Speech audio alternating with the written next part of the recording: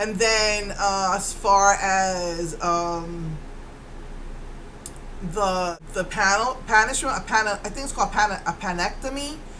That was gonna go out the window because I'm not really sure what's going on. The doctor said it takes 6 weeks to find out, and then she had never even submitted it to my insurance company. Never asked me for medical release to, because I mean, the hospital that, where I had gone into the emergency room for the infection, she never asked me for that. And I'm like, how's the insurance going to approve it if you don't give them medical proof that I have infections? That's really why they remove them. They're not just going to remove it for, for aesthetic reasons. And so when I'm on the phone with her, she says to me, your insurance company's not going to cover all of it. I said, why not if I've met all my out-of-pocket, all my deductibles? She said, because the doctor also does, my brain is still dead right now. I've been under anesthesia and painkillers. The suction thingy, I forgot what they call it. I was just talking about it with her yesterday. And I was like, I don't want that. If they stick a long stick inside of you and they suction out the fat, they inject the fat, I think the fat melts and then they suction it out.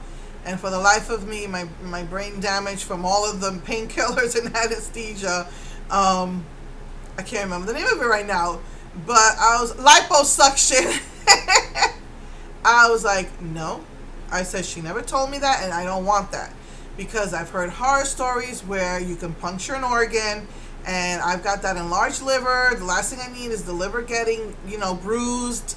So I said, I never asked for that. She says, yeah, because the insurance company isn't going to pay for that, because that is considered, for aesthetic. And, they're only going to cover the panectomy because of your infection if they do cover it. And then I found out that anesthesiologists are not in network. And so you wind up having to pay for that. But I did speak to my insurance company, and they said that they'll put it through as in network. So I don't know what's going to happen with that.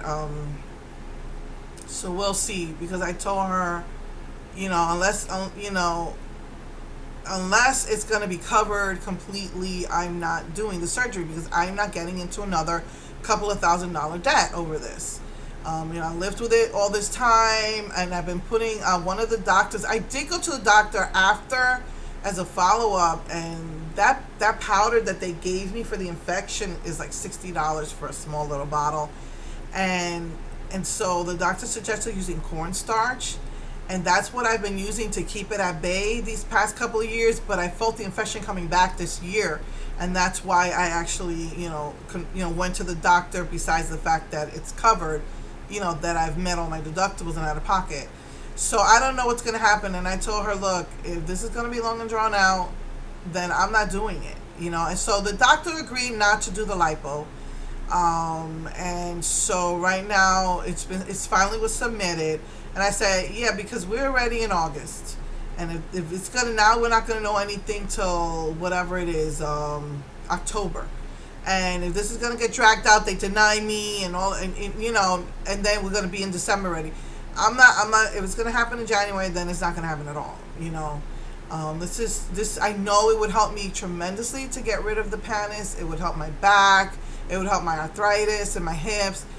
But, I'm just not going to get myself into a couple of $1,000s of debt over it. So that's what's up with that. I also was trying to find out how I can complain about the vet, that clinic that did that to my kitty.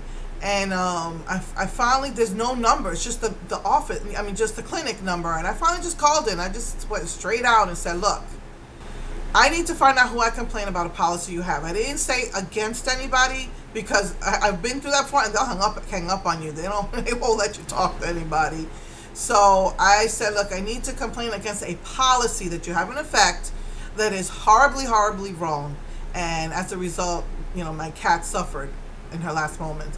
And so they put me on hold, and I really thought that she cut me off. But finally somebody picked up the phone and told me that she never heard of a policy that says that the cat cannot be in the room with you while the cat is being IV'd. She said that especially if you requested to be in the room and the cat was giving them such a hard time, that she doesn't see why in the world they didn't do that for me. And she said she was upset about it herself because that was unnecessary. She said she's not aware of any policy. She said she could understand about the policy about not going to the back with the technicians, but not why they couldn't bring her to the room and just do it while we held her and calmed her down. So she said that she was going to talk to the owner of the clinic and ask him if that's a policy, because she wasn't aware of that policy. And if it is a policy, she said that's something that needs to be changed. And she said she was going to get back to me. I said, I paid extra money so that I can be in the room with her for her to not even know I'm there. I couldn't even really say my last goodbyes to her, And she says, I understand. I would have been upset too. So let's see what comes out of that. The only one I haven't yet complained against is the receptionist at my son's clinic. I know that when I called to order my son's meds, I used to be able to call the med lady directly, and it's going through to her now. And she was acting like stupid. Like, I'm asking her, can I speak to the lady in charge of meds so I can order the meds? And I don't know, she's just laughing and like talking to somebody else. I'm like, well, I was like, if you can't help me, can you please direct me to her? And then she finally said, oh, how can I help you? And then when I went to pick up the meds, she was the same old rude, nasty self that she always is. So I'm just not sure about that one, because I'm still got to deal with them. So I'm not sure how to go about that one. But so I'm still not sure what to do. And knowing me, if she does something stupid one more time, it'll get me angry enough to call. So that's the updates with that. Next 2 weeks I'll be trying to get my son ready for school. I picked up my computer glasses, and this is why I said I got screwed. My insurance does not pay for progressives. They only pay for bifocals or trifocals. And I could have got bifocals, but I didn't want to. I wanted progressive, so I wound up paying out of pocket like half price, and it wasn't too bad. But still was up there, but not. At least it was under 100. So I decided to go somewhere else to get my computer glasses, because everyone's telling wants $200-300 for a pair of glasses, and I'm like, that's ridiculous. These are not even I could see if they're the ones I'm wearing outside, but this is just what I'm going to have in my house when I'm on my computer. Why in the world would I want to spend $300 on a pair of glasses that I'm only going to use when I'm on the computer at home? They don't have to be fancy. I go to get my glasses, and this particular place, the way that they do things is the way that the doctor set up the prescription, they're not going to do computer progressives. I'm like, you can't do computer progressives. No, it's bifocals. But the good news was that it was 2 for $100, and today I gotta go pick up my occupational lenses. Occupational lenses is distance on top, computer in the middle, and reading on the bottom. So in a way, it's okay because I'm getting 2 for $100. But if it was bifocals, I could have got that for free. And then it was frustrating. But anyway, I'm supposed to get my occupational lenses today, and my bifocals worked. Thank God they work. However, the glasses nowadays, they're kind of small, and the bifocal part, they put it a little bit higher than the other one, and that's interfering with my vision. So I see a line when I'm looking at stuff. So they said that they can fix that easily in the office. I don't know why you have to send it out, but you can fix it in the office. I don't know how that works, but that's what they said. They said they could fix it. So when I go to pick up my occupational lenses, they're going to fix my computer glasses. So I'm just glad that I finally got a good pair of computer glasses, because I cannot see out of my old ones anymore, and I'm really straining my eyes and getting headaches. So at least that chapter is hopefully over with today.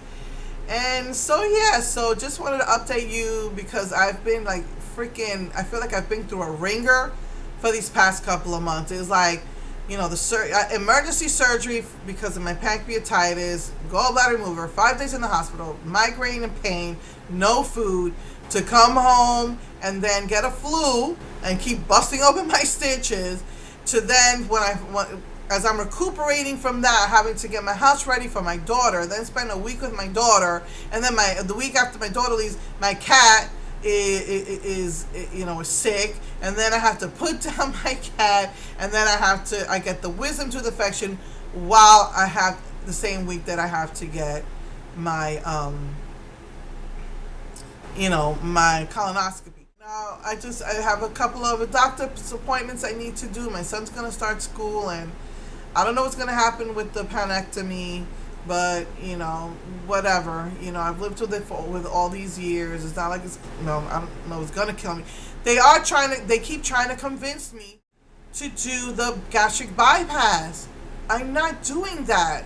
That is opening you up. That is cutting your intestine. That's what they do is that they connect your stomach to the lowest part of your intestine, so that it's bypassing all the rest of the intestines, and you're not absorbing the fat. I don't know. I'm going to assume you're not absorbing nutrients either. You got to eat well. You still got to exercise. You still have to take vitamins probably, which I do. I said, look, her cutting my skin, her removing the fat and the extra skin, her sewing me up is one thing. But them opening me up and connecting my stomach to the lowest part of my intestine, no, thank you. No, I'm not messing with the organs. I'm just trying to get the skin off and that fat that's hanging, that's pulling at me and causing me pain and problems. So, I just won't do it. I gave it a lot of thought, and then I look stuff up online, and I hear horror stories of how sick people got from it. A couple of people have died from it. They're telling me it's going to solve all my problems. That's basically what all the doctors try to convince me to do, telling me it's going to solve all of my health problems. I don't believe that, because skinny people have problems with cholesterol, with blood pressure, with diabetes. So I don't believe that. I think it's just going to cause more problems. And and I'm looking up different kinds of different ways that they can do it, and I just heard a lot of people do have problems with that, very painful problems that sometimes can't be corrected. So no, thank you. So anyway, I know I'm just talking away. I haven't been on here for a good 2 weeks, and I'm just giving you all the updates on my crazy life.